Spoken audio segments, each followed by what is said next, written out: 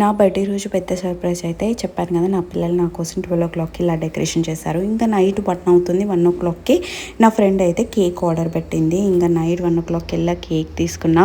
అసలు సెలబ్రేట్ చేసుకోవద్దు అనుకున్నా, కానీ ఫైనల్లీ ఇంకా సెలబ్రేషన్ అయితే వాళ్ళ వల్ల అయితే అయ్యింది.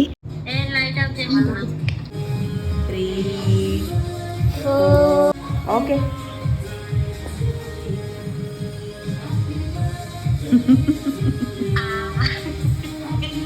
ఇంకా మార్నింగ్ గుడికి వెళ్ళి దేవుడికి దండం పెట్టుకొని ఇంటికి వచ్చేసరికి మళ్ళీ ఇంకొక కేక్ పార్సల్ ఉంది. అదెవరు పంపించారా అని కన్ఫ్యూజ్ అయ్యా. మా హస్బెండ్ పంపించాడా లేకపోతే మా సిస్టరా అనుకున్నా, కానీ ఎవరో నాకు కూడా తెలియదు. సో మా సిస్టర్కి చెప్తే ఇంటికి రా అంది. ఏమో అక్క, నాకు కూడా తెలియదు.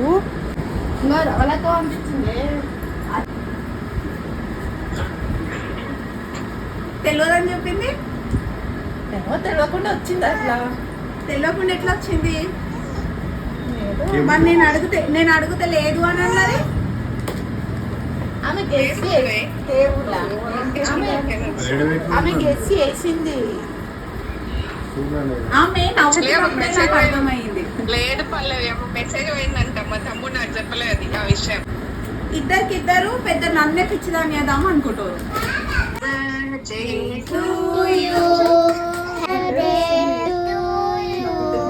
ఇయర్ బర్త్డేనే సెలబ్రేట్ చేసుకోవద్దు అనుకున్నా, కానీ నా ఫ్రెండ్ నేను మా డాడీతో ఇలా నా బర్త్డే సెలబ్రేట్ చేసుకునేలా తను లండన్లో ఉన్న ఇక్కడ కేక్ ఆర్డర్ పెట్టి మరి నేను హ్యాపీగా ఉండడానికి ట్రై చేసింది. Thank you so much Ravali and Vanaja. నీకు కూడా నేను హ్యాపీగా ఉండాలని కోరుకునే వాళ్ళు నా లైఫ్లో చాలామంది ఉన్నారు.